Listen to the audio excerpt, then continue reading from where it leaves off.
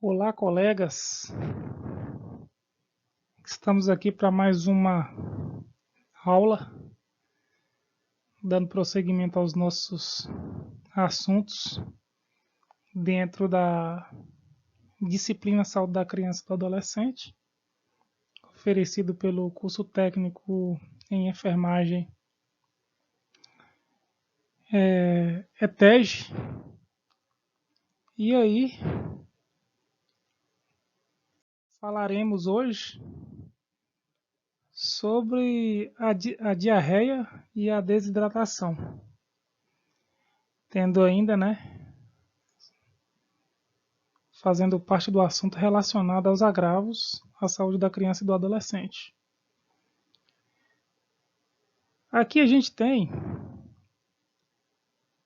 que a patologia ela é muito comum em crianças, sobretudo naquelas muito pequenas, que vivem em condições de pouca higiene e em lugares sem saneamento básico. A diarreia consiste no aumento do número de evacuações, fezes não necessariamente líquidas. Isso aqui é importantíssimo porque muitas vezes muitos entendem que para configurar diarreia, a característica física das fezes tem que estar líquidas. Nem sempre, tá? Elas podem apresentar também amolecidas. Importantíssima essa observação. Normalmente não são graves e prolongam-se pelo máximo de 7 dias. Essa não gravidade, nós temos que ter muita atenção para que isso não complique bastante, mas na frente vocês vão ver. E a diarreia ela é classificada como aguda, quando ela dura até 4 semanas, e ela também pode ser crônica, quando ela leva mais tempo do que isso para melhorar, ou seja, passou de 4 semanas, é crônica. Esta classificação tem importância porque o tratamento e a investigação de cada um dos tipos são diferentes. Lá na frente vocês entenderem quais são as condutas, os tratamentos para situação aguda e para situação crônica.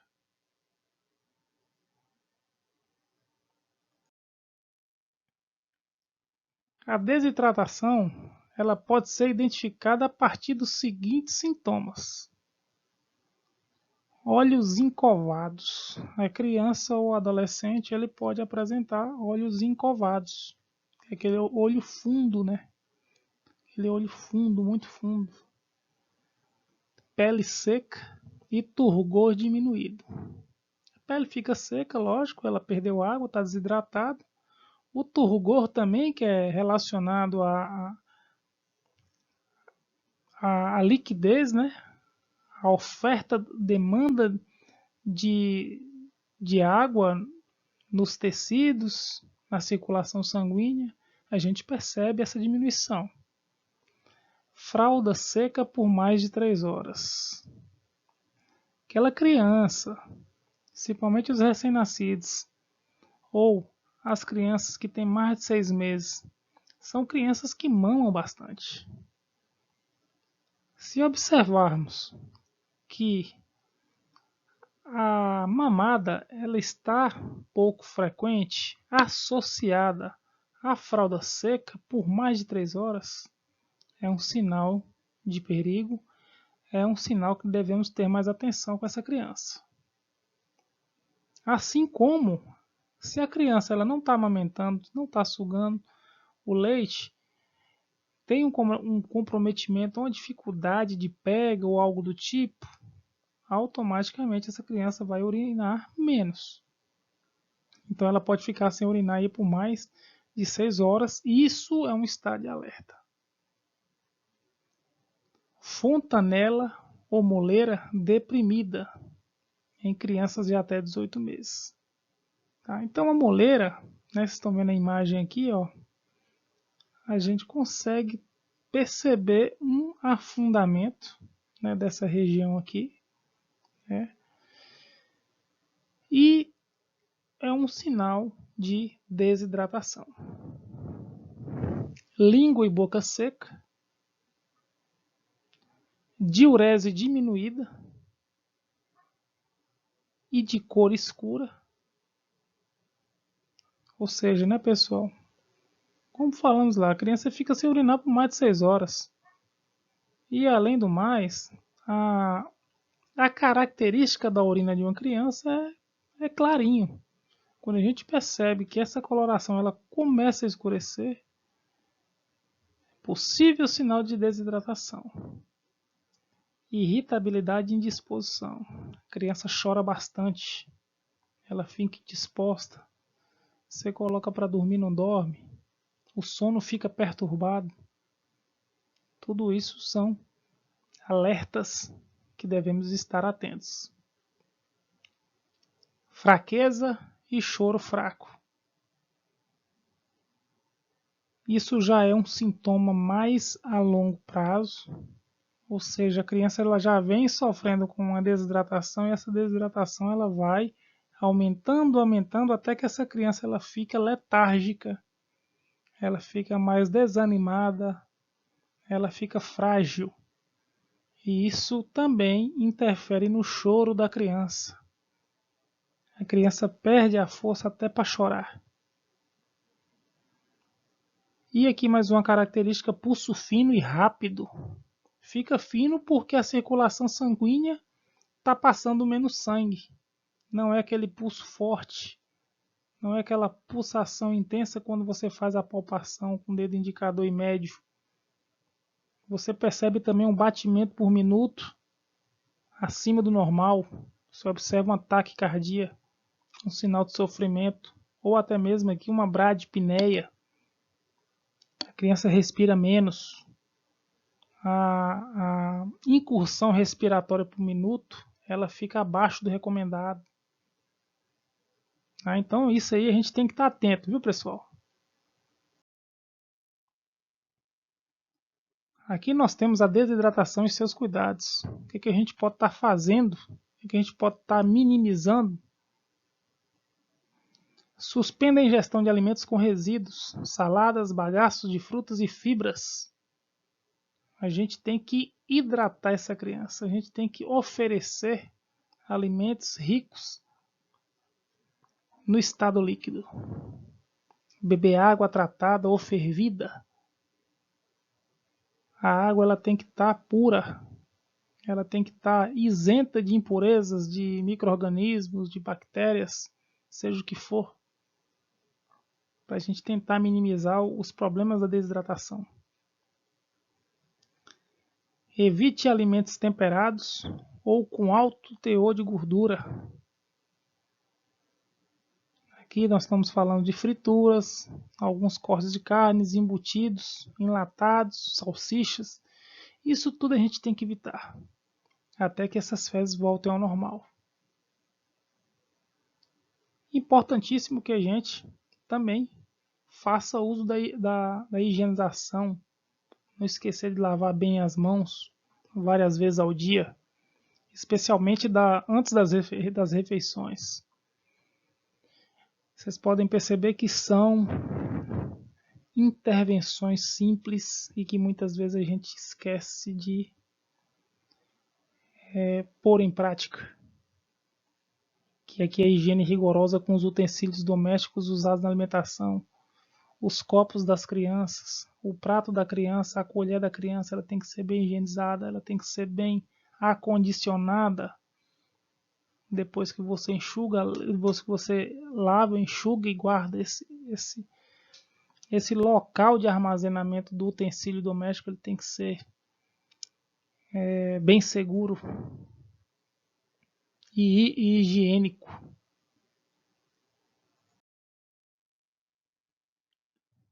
Aqui agora a gente fala da terapia de reidratação oral, TRO.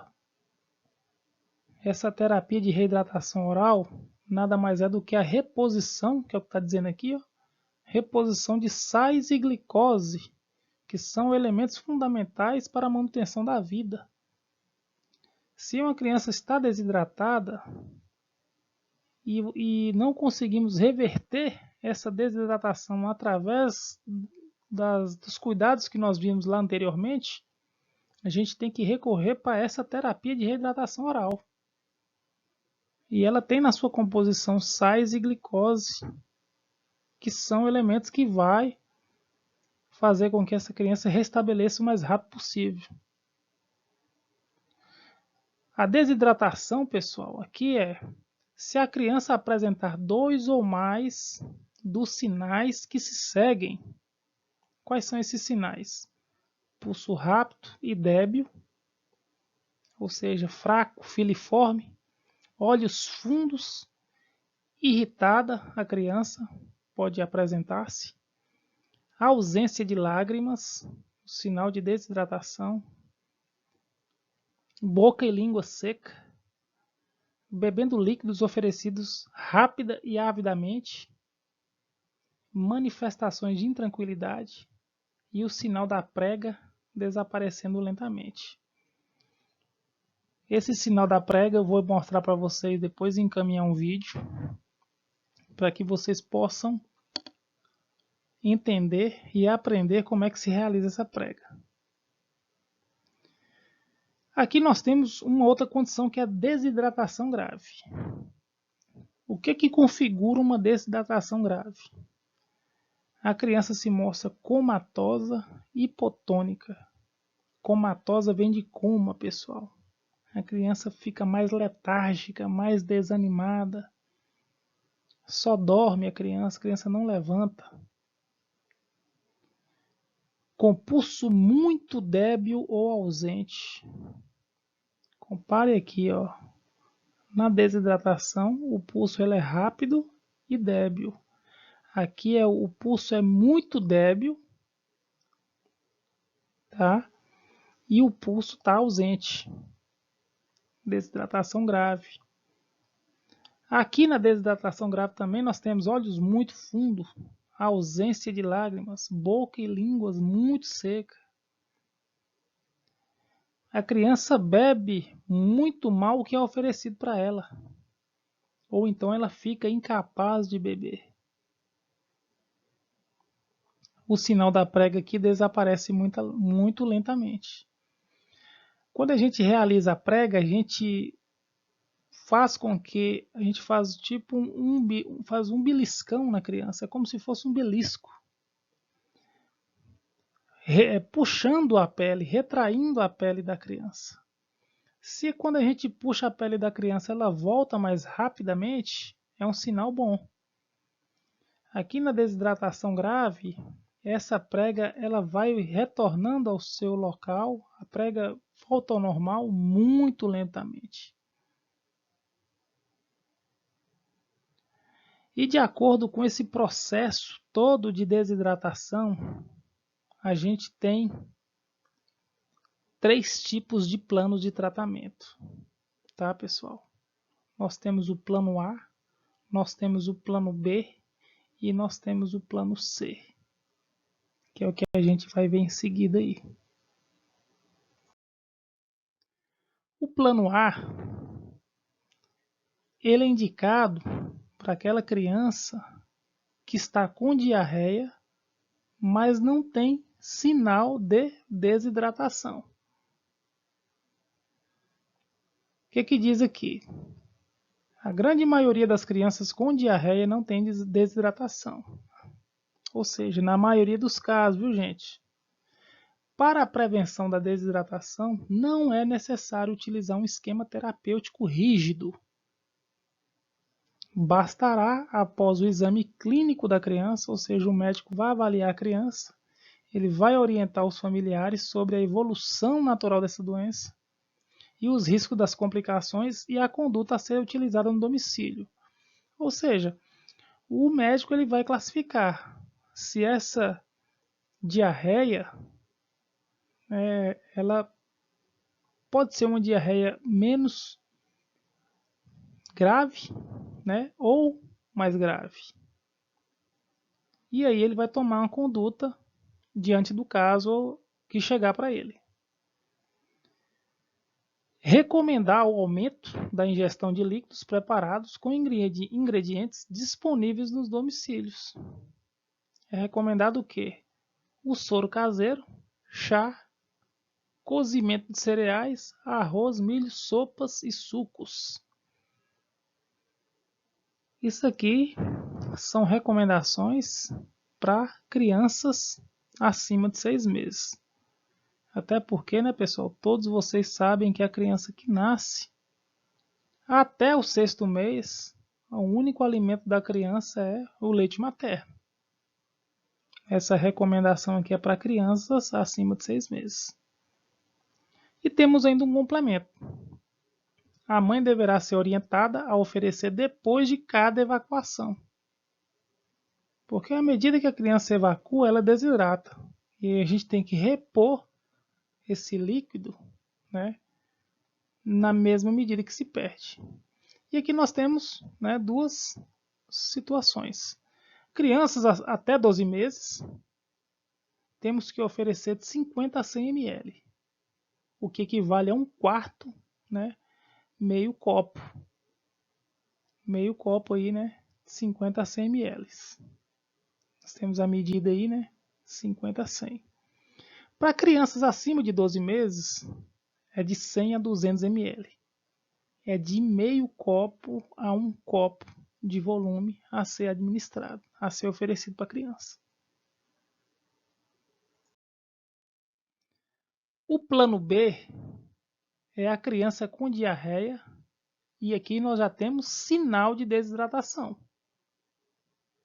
Não confundam, tá, pessoal? No plano A é a criança com diarreia sem desidratação. Aqui no plano B é a criança com diarreia e sinais de desidratação. O que nós temos aqui? A reidratação oral com solução é o tratamento de escolha para os pacientes com desidratação devido a diarreia e vômitos. SRO, solução de reidratação oral, viu, gente? É uma solução, que é aquela solução com sais minerais e glicose, que é o TRO. Os refrigerantes não devem ser utilizados como soluções de reidratação, pois, além de ineficazes, podem piorar a diarreia. Até porque, né, pessoal, refrigerante faz mal para todo mundo, né? A quantidade da solução ingerida dependerá da sede da criança e deverá receber de 50 a 100 ml por quilo no período de 4 a 6 horas. Então aqui a gente tem que fazer a conta, tá? Tem que fazer a conta. 50 a 100 ml por quilo. Os lactentes amamentados no seio deverão continuar recebendo leite materno, junto com a solução de reidratação oral. Dependendo do grau de desidratação, a criança que é menor de 6 meses, ela pode receber nessa condição aqui, se o médico ou o pediatra julgar necessário, a solução de reidratação oral, mesmo a criança tendo menos de 6 meses, tá, pessoal? Vai depender muito da conduta do médico ou do pediatra.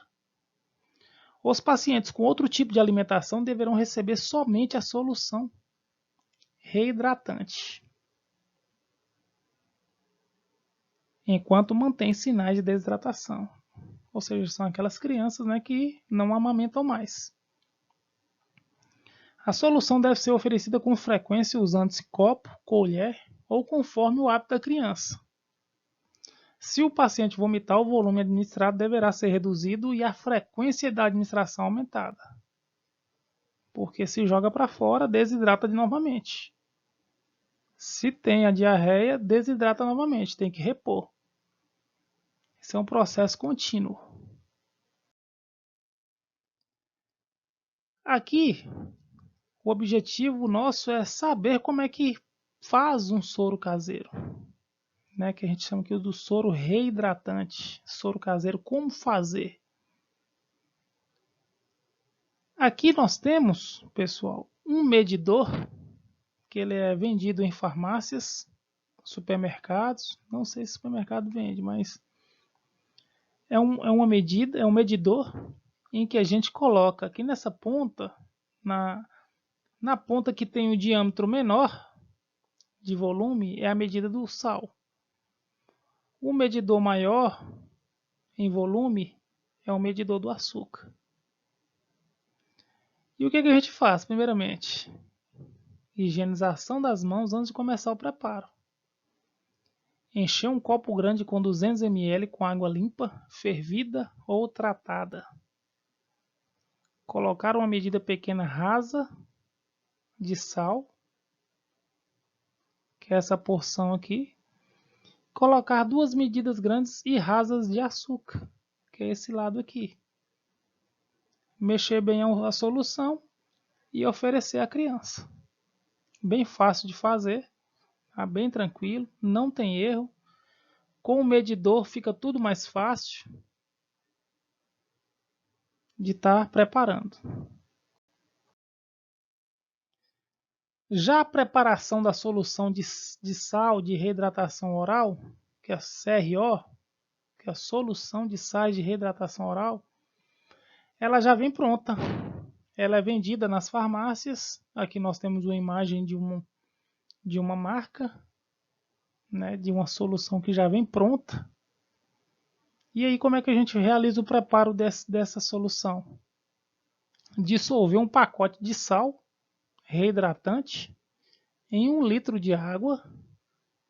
Manter rigorosamente essa relação, que é o quê? Que é um pacote para 1 litro de água. A gente utiliza água limpa em temperatura ambiente, né? A solução, depois de preparada, pode permanecer em temperatura ambiente até 24 horas. Após esse período, deve ser descartada e preparada nova solução. Os sais não podem ser diluídos em outro líquido que não seja água. Não pode colocar isso aqui no leite, tá, pessoal? Não pode colocar isso no suco nem no chá. Tá? Nada disso. Nada de adicionar conservante também para melhorar o sabor para a criança tomar. É muito comum a gente ver a mãe fazendo aqui a dissolução em suco.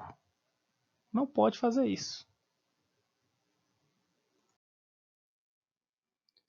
E o plano C? O plano C é indicado para aquela criança com diarreia e desidratação grave. Aqui é quando a coisa complica. O tratamento é feito a nível hospitalar, através de reidratação oral ou venosa, conforme o estado de desidratação da criança. Ou seja, pessoal, o plano C nunca vai ser aplicado ou administrado em casa. A criança necessita de avaliação clínica, internação, para que ela se restabeleça. Acompanhamento. Os sinais clínicos de desidratação desaparecem paulatinamente, ou seja, vagarosamente, durante o período de reidratação. Os pacientes deverão ser reavaliados com frequência. Quando já ingerido o volume inicial prescrito, que é a reidratação oral, né? Ou via endovenosa, vai depender do caso, e os sinais clínicos de desidratação ainda estiverem presentes, preserve-se um volume adicional correspondente. São poucas as crianças que necessitam dessa prescrição adicional. A febre causada pela desidratação geralmente cede na medida em que a criança se reidrata. Uma criança que está muito desidratada, ela passa a manifestar febre. E essa febre ela vai passando à medida que a reidratação vai sendo feita. O uso de antitérmico nessa fase deve ser evitado. Não se pode utilizar paracetamol, né? Pois à medida que a criança ela vai se restabelecendo, sabe-se que a febre dela está relacionada à desidratação e não a uma infecção bacteriana. As crianças com desidratação deverão permanecer na unidade de saúde até a reidratação completa. Ou seja, não dá alta para criança que recuperou-se parcialmente.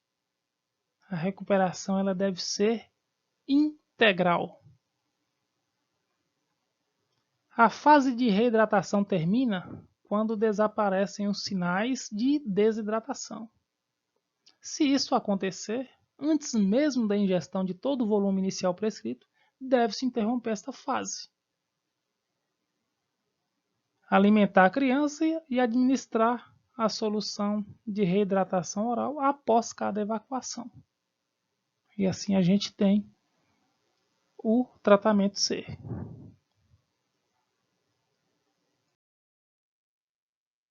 Ainda dentro do plano C, nós temos a fase de manutenção do estado de hidratação, que é o quê? Terminada a reidratação, a criança deverá receber alta. Os familiares deverão ser informados que a diarreia poderá durar ainda mais alguns dias e ainda segue-se o plano B em casa. Fornecer 2 envelopes de solução de reidratação oral, cuja preparação deve ser ensinada e demonstrada, assim como nós vimos nos slides anteriores. Após cada evacuação líquida, oferecer a solução nos seguintes volumes. Crianças até 12 meses, 50 a 100 ml, 1/4 a meio copo. Crianças acima de 12 meses, 100 a 200 ml, meio copo a 1 copo. E as crianças de 10 anos ou mais, a quantidade que ela desejar, a quantidade que ela aceitar. E por fim aqui a gente termina, né, os 3 planos, A, B e C. E aí neste caso aqui, este plano é seguido após a alta da criança no hospital. Temos aqui as nossas referências. Até a próxima aula.